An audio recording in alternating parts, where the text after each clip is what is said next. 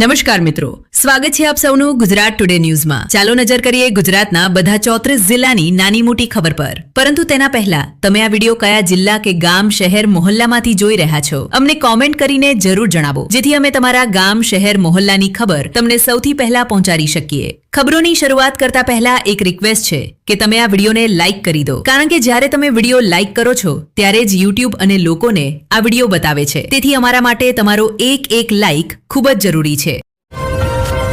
ભુજ અને દિલ્હી વચ્ચે મુસાફરી કરનારા રેલ મુસાફરો માટે એક મોટી ખુશખબર આવી છે। આજથી ભુજ અને નવી દિલ્હી વચ્ચે એક નવી દૈનિક સુપરફાસ્ટ ટ્રેન સેવાનું અધિકૃત રીતે શુભારંભ થવા જઈ રહ્યો છે। રેલ મંત્રી અને ગુજરાતના મુખ્યમંત્રી વિડિયો કોન્ફરન્સિંગ મારફતે આ સેવાની શરૂઆત કરશે। આ ટ્રેન દરરોજ સાંજે 4:30 ભુજથી રવાના થશે અને બીજા દિવસે સાંજે 4:30 દિલ્હી પહોંચશે।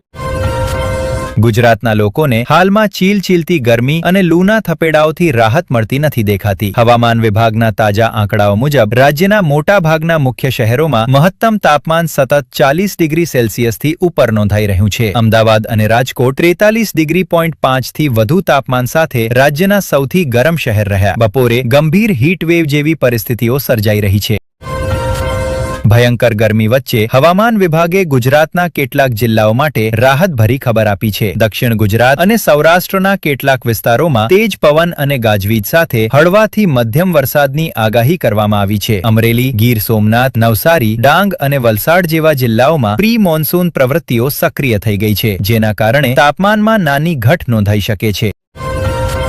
અમદાવાદના પ્રસિદ્ધ નરેન્દ્ર મોદી સ્ટેડિયમમાં ચાલી રહેલા IPL મેચો દરમિયાન દર્શકો પાસેથી ઓવર પ્રાઇસિંગ એટલે કે નક્કી કિંમતથી વધુ પૈસા વસૂલવાનો ગંભીર મુદ્દો ગરમાયો છે। ક્રિકેટ ચાહકોનો આરોપ છે સ્ટેડિયમની અંદર 60 રૂપિયાની પાણી અને ઠંડા પીણાની બોટલો 100 રૂપિયામાં વેચાઈ રહી છે। વેન્ડરો દ્વારા વ્યક્તિગત ખાતાઓમાં ઓનલાઈન ચૂકવણી લેવાની ફરિયાદો પણ સામે આવી છે।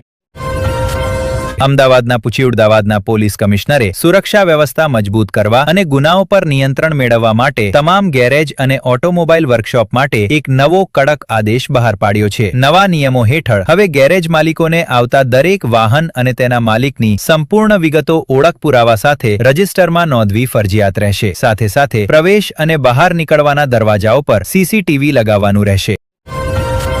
છોટાઉદેપુરના નસવાડી સેવા સદનમાં સ્થાનિક ધારાસભ્ય અભયસિંહ તડવીની અધ્યક્ષતામાં વિવિધ વિભાગોના વહીવટી અધિકારીઓ સાથે એક ઉચ્ચ સ્તરીય સમીક્ષા બેઠક યોજાઈ। ધારાસભ્યએ મોન્સૂનની શરૂઆત પહેલા તમામ વિભાગોને પોતાની તૈયારીઓ ઝડપી કરવા સૂચના આપી। તેમણે અધિકારીઓને કહ્યું કે સરકારી યોજનાઓનો લાભ જાતિ અને આવકના પ્રમાણપત્રો વિદ્યાર્થીઓ અને ખેડૂતોને સમયસર કોઈ મુશ્કેલી વિના મળવા જોઈએ।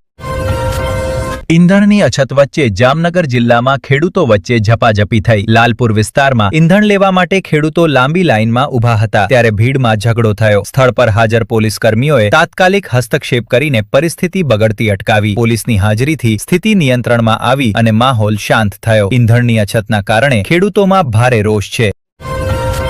ડભોઈ વન વિભાગના નવા કચેરી ભવનના નિર્માણને લઈને સ્થાનિક અધિકારીઓ અને કર્મચારીઓમાં ભારે નારાજગી જોવા મળી રહી છે। સરકાર દ્વારા કરોડો રૂપિયાનું બજેટ અને જરૂરી ગ્રાન્ટ મંજૂર થયા છતાં વહીવટી બેદરકારીને કારણે છેલ્લા 4 વર્ષથી નવી ઇમારતનું કામ અટકેલું છે। હાલમાં જૂની કચેરી અત્યંત જર્જર હાલતમાં છે, જેના કારણે મોન્સૂનમાં મુશ્કેલીઓ વધશે।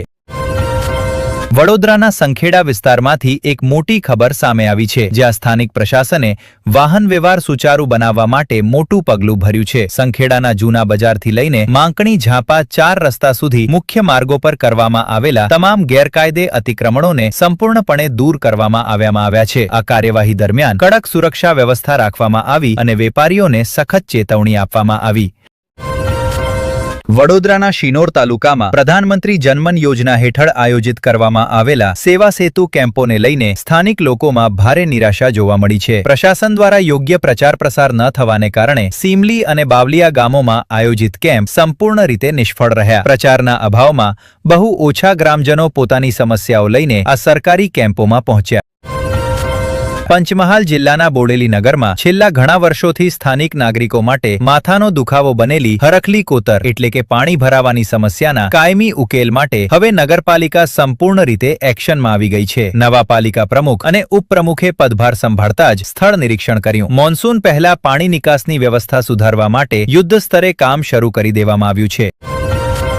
સુરત શહેરમાં કપડાં અને હીરા ઉદ્યોગના વિકાસને નવી ગતિ આપવા માટે એક ખાસ વેપાર બેઠકનું આયોજન કરવામાં આવ્યું. સ્થાનિક ઉદ્યોગકારોએ સરકાર પાસે નિકાસ નીતિઓને વધુ સરળ બનાવવા અને વીજળી દરોમાં રાહત આપવાની માંગ કરી. ચેમ્બર ઓફ કોમર્સના પ્રતિનિધિઓએ જણાવ્યું કે વૈશ્વિક મંદીના આ સમયગાળામાં નાના અને મધ્યમ ઉદ્યોગોને ખાસ રાહત પેકેજની જરૂર છે. રાજકોટ નગર નિગમે શહેરમાં વધતા પાણી સંકટને ધ્યાનમાં રાખીને ગેરકાયદે પાણી કનેક્શનો સામે મોટો અભિયાન શરૂ કર્યો છે. છેલ્લા 24 કલાકમાં શહેરના વિવિધ વોર્ડોમાં દરોડા પાડી દર્જનો ગેરકાયદે નળ કનેક્શન કાપી નાખવામાં આવ્યા અને પાણીનો વેડફાટ કરનારા મકાન માલિકો પર ભારે દંડ ફટકારવામાં આવ્યો. પ્રશાસને નાગરિકોને પાણીનો સમજદારીપૂર્વક ઉપયોગ કરવાની અપીલ કરી છે. ગાંધીનગરમાં રાજ્ય સરકારના આરોગ્ય વિભાગ દ્વારા મોન્સૂન પહેલા જનજાગૃતિ અભિયાનની શરૂઆત કરવામાં આવી છે. આ અભિયાન હેઠળ ગ્રામ્ય અને શહેરી વિસ્તારોમાં મલેરિયા, ડેન્ગી અને ચિકનગુનિયા જેવી જળજનિત બીમારીઓ ફેલાતી અટકાવવા માટે ફોગિંગ અને દવાઓનો છંટકાવ કરવામાં આવી રહ્યો છે. આરોગ્ય કર્મચારીઓની ટીમો ઘરે ઘર જઈને પાણી ભરાવાની તપાસ કરી રહી છે. જામનગરના તટીય વિસ્તારોમાં સુરક્ષા વ્યવસ્થાને વધુ કડક બનાવવામાં આવી છે. તટરક્ષક દળ અને સ્થાનિક મરીન પોલીસ દ્વારા સંયુક્ત રીતે દરિયામાં શંકાસ્પદ પ્રવૃત્તિઓ પર નજર રાખવા માટે ખાસ પેટ્રોલિંગ અભિયાન ચલાવવામાં આવી રહ્યું છે. માછીમારોને ઓળખપત્ર સાથે રાખવા અને દરિયામાં કોઈ પણ શંકાસ્પદ નાવ કે વ્યક્તિ દેખાય તો તરત નજીકની સુરક્ષા ચોકીને જાણ કરવાની સૂચના આપવામાં આવી છે. અમદાવાદ આંતરરાષ્ટ્રીય હવાઈ મથકે કસ્ટમ વિભાગની ટીમે એક મોટી કાર્યવાહી કરીને ગેરકાયદે સોનાની તસ્કરીનો પ્રયાસ નિષ્ફળ બનાવ્યો છે. શારજાહથી આવેલા એક મુસાફર પાસેથી અંદાજે 50 લાખ રૂપિયાની કિંમતનું ગુપ્ત રીતે છુપાવેલું સોનું જપ્ત કરવામાં આવ્યું છે. અધિકારીઓએ આરોપી મુસાફરને હિરાસતમાં લઈને આગળની તપાસ શરૂ કરી છે. જૂનાગઢના પ્રસિદ્ધ ગિરનાર વન્યજીવ અભયારણ્ય અને આસપાસના જંગલોમાં ભારે ગરમીને કારણે વન્યજીવોને પાણીની અછત ન થાય તે માટે વન વિભાગ સજાગ બન્યો છે. જંગલની અંદર બનાવેલા કૃત્રિમ જળકુંડોને ટેન્કરો દ્વારા નિયમિત રીતે ભરવામાં આવી રહ્યા છે. વન્યજીવોની હલચલ પર નજર રાખવા માટે ટ્રેકર ટીમોને તૈનાત કરવામાં આવી છે. મહેસાણા જિલ્લાના વિવિધ કૃષિ વિજ્ઞાન કેન્દ્રોમાં ખેડૂતો માટે એક દિવસીય આધુનિક કૃષિ તાલીમ શિબિરનું આયોજન કરવામાં આવ્યું. આ શિબિરમાં કૃષિ નિષ્ણાતોએ ઓછા પાણીમાં વધુ ઉત્પાદન આપતી પાક જાતો અને ડ્રીપ સિંચાઈ પદ્ધતિના ફાયદાઓ વિશે વિગતવાર માહિતી આપી. ખેડૂતોને જૈવિક ખાતરના ઉપયોગને પ્રોત્સાહન આપવા માટે પ્રેરણા આપવામાં આવી. ભરૂચના ઔદ્યોગિક વિસ્તાર GIDCમાં આવેલી એક કેમિકલ ફેક્ટરીમાં અચાનક નાનો ગેસ લીકેજ થતા અફરાતફરી મચી ગઈ. જોકે ફેક્ટરીની સુરક્ષા વ્યવસ્થા અને સ્થાનિક ફાયર વિભાગની તત્પરતાથી સમયસર લીકેજ પર સંપૂર્ણ નિયંત્રણ મેળવી લેવાયું. આ ઘટનામાં કોઈ જાનહાનિ થઈ નથી, પરંતુ પ્રદૂષણ નિયંત્રણ બોર્ડે તપાસના આદેશ આપ્યા છે. ભાવનગર શહેરમાં ટ્રાફિક નિયમોનું ઉલ્લંઘન કરનારાઓ સામે ટ્રાફિક પોલીસે ઈ-મેમો અભિયાન વધુ તેજ કર્યું છે. શહેરના મુખ્ય ચોરાહાઓ પર લાગેલા CCTV કેમેરાની મદદથી હેલ્મેટ વિના વાહન ચલાવનાર, 3 સવારી અને ખોટી દિશામાં ડ્રાઇવિંગ કરનારા વાહન ચાલકોને સીધા તેમના ઘરે ચરણ મોકલવામાં આવી રહ્યા છે. પોલીસે લોકોને ટ્રાફિક નિયમોનું કડક પાલન કરવા કહ્યું છે.